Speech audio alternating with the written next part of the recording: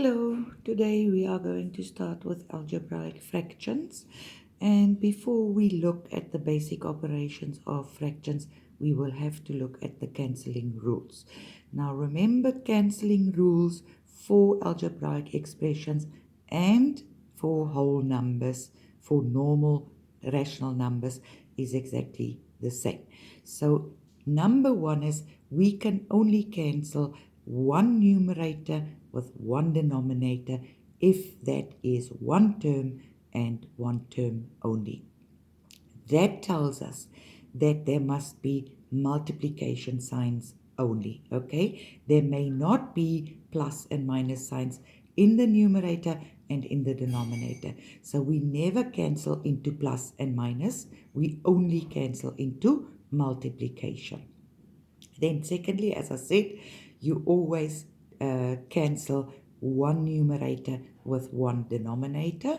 Okay, we cannot cancel numerators or we cannot cancel denominators. We must always cancel a top and a bottom.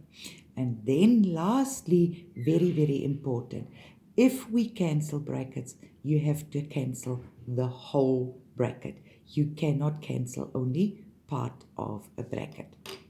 So what that tells me, people, is that, for instance, if I look at examples like this, okay, I will have to remember rule number 4 is to factorize the numerator and the denominator, and with that I cause to have only terms, and then in terms I can actually cancel.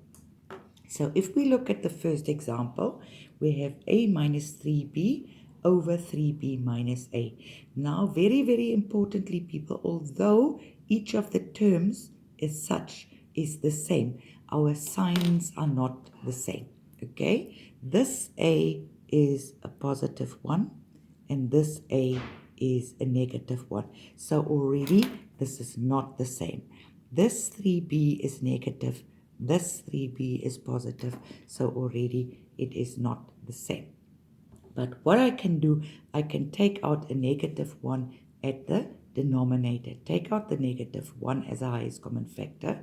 Then the denominator becomes positive a minus 3b. Positive a minus 3b.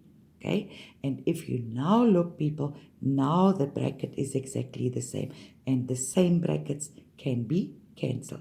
So what remains is 1 over negative 1, which means my answer is negative 1.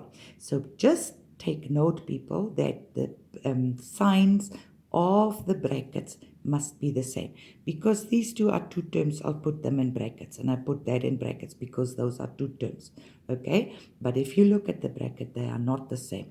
Therefore, I first have to factorize. Okay, if we look at the second example here, people, then if you look at the numerator, 1, 2 terms, there is a minus, so I cannot cancel into it. There is 1, 2, 3 terms. There are 2 minuses. I cannot cancel into it. Okay, so never, never cancel into plus and minus. Never. Which, as I said, takes you to the general rule. Factorize your numerator and factorize your denominator. So this one you should now recognize as the difference between two squares. Okay, and if you remember our donkey bridge, which I taught in previous videos, it's block plus circle, block minus circle. Okay, our first terms are the same and our second terms are the same. So if you can't remember how to factorize the difference between two squares, then please go to the previous videos.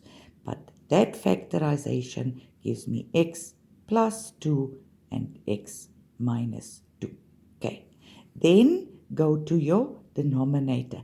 There are 3 terms, okay? There is no highest common factor. Therefore, we call that the quadratic trinomial, okay? And then you must recognize that as a or b.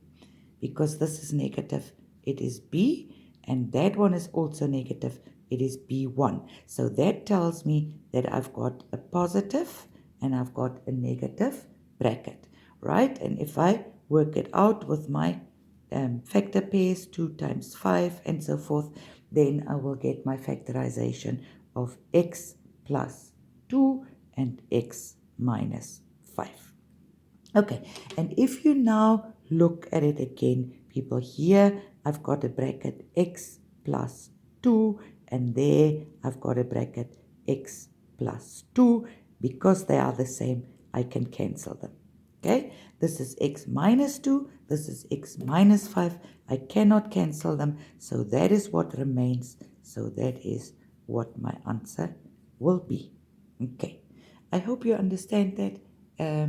I will follow with more videos on the basic operations of fractions.